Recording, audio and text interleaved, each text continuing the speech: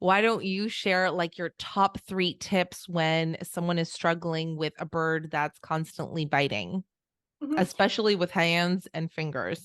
Yeah, for sure. It's super common because birds explore their environment with their beak. It's just one of their tools, and unfortunately, sometimes it goes a step too far. The first place we normally look at, because we do have a lot of consults with biting as well. The first place we look at is normally diet, because diet has such a huge influence on behavior. People don't realize just how much that you can almost solve behavior-wise if you just tweak the diet.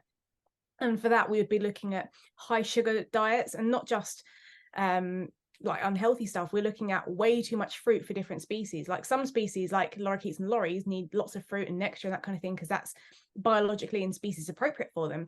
If you're giving conures like a whole bunch of grapes, like one grape is the size of their head, and that we're seeing people giving like conures 3 or 4 grapes a day, that's so much natural sugar, which is still going to be like pent up energy that they're not going to be kind of getting rid of. So that can definitely lead to biting. Also, like highly processed foods, we want to be avoiding those in the bird diets anyway. We want to be having a nice, natural, biological, appropriate diet that's made up of sprouted seeds, grains, and legumes, some dry seeds and grains too, veggies, a little bit of fruit, because fruit is good, and you can get like low sugar fruits, like lots of berries. And I love berries; they're so amazing. Like And blueberries. they're in season right now. The strawberries right now are so good. So good. And the blueberries and the raspberries. I'm like, give me Oh all the yeah. berries. All the berries all the time. Some soaked But the nuts. birds tend to make a huge mess with berries. Oh Usually yeah. everything, like the windows, my blinds, they're all splattered in red. I'm like, All or part of the fun. blue. What else are we thinking? Herbs, spices, flowers, avian teas. You can have such a broad, varied, and diverse diet, which again can solve a lot of behavior problems, or at least reduce them, so you can work on training techniques. You also want to be looking at husbandry as a whole for kind of point number 2. Have we got hormone spiking? Is there something in the cage that's maybe again triggering hormones? Ways that we interact with our birds. Some people stroke their birds all the way down their back, and you're essentially simulating the act of doing the naughty with your bird. Yeah. You don't want to do that. You want to be nice platonic friends with your bird. Keep it So PG-13. exactly. We want to be looking at husbandry as a whole, and seeing that, and that's something we do in our consults as well. We look at cage setup and sleep and interactions with the family. But the final point as well is also going to be how you respond to biting. And we all know, it doesn't matter what size bird you have, their bites hurt. It's just, it's a fact. And it's really hard for us, especially if you have a low pain threshold, to not react.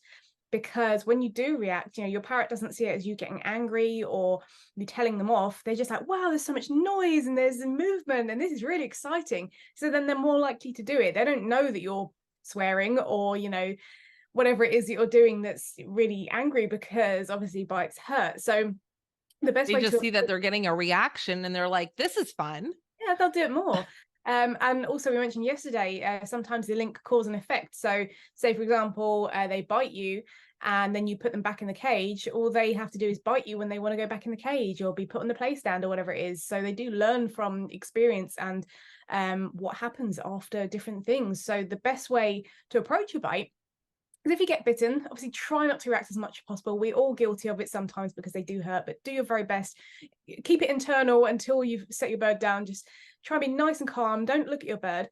But you want to kind of get them somewhere neutral. So not in the cage, not on the cage, not on a play stand, just somewhere that's not reinforcing. So like the back of a chair is normally a really good one, or on like a table or something. And then you want to remove your attention from them for about 3 to 5 seconds. So you're essentially teaching them that when they bite, the fun stops, my human doesn't give me attention, it's really boring. But the really important point, which a lot of people don't do, is after those 3 to 5 seconds is go back and give your bird an opportunity to earn reinforcement. So that still linking, okay, bites mean nothing happens, that's directly what happened afterwards. However, when I participated in this training, whether that's target training, doing a little behavior like a wave, then I got something really tasty. So I want to participate more in that than in biting. And it does take a lot of patience. It's not just a case of ignoring a bite once and all your problems are solved. You obviously have to look at the bigger picture anyway, and why the biting is happening in the first place, because not all bites are equal. They can come from trauma, they can come from hormones, they can come from excess energy. There's lots of different things. So Just follow the kind of biting protocol of not reacting, setting them somewhere neutral, but also giving them a chance to earn reinforcement after they've learned that the bite is where the fun stops, if that all makes sense. Yeah, 100%.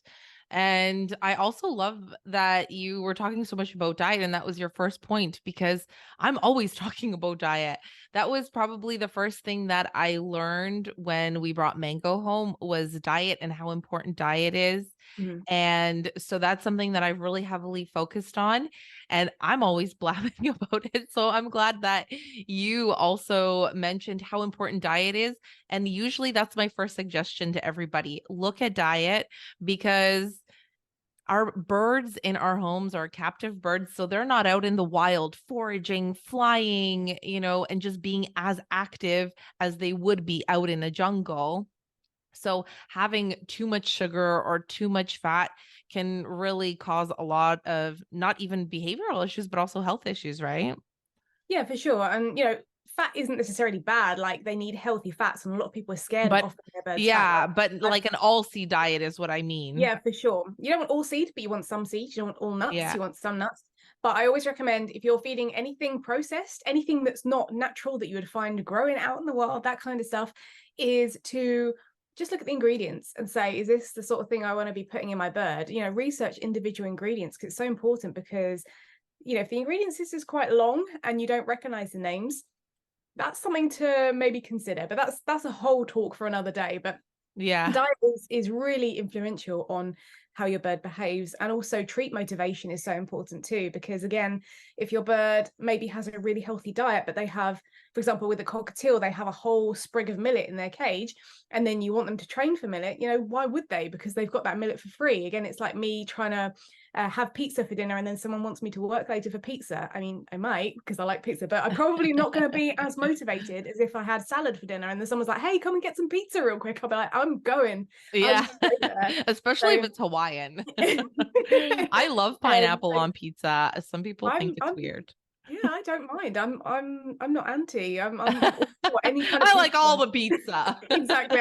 I'm not discriminatory when it comes to pizza.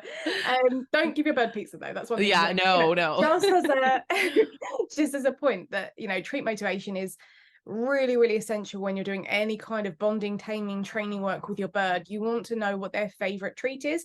So David has a great video called the treat hierarchy test, where you can actually do a physical test to work out what your bird's first, second, and third favorite treats are, and then you can reserve them out of the diet purely for your training.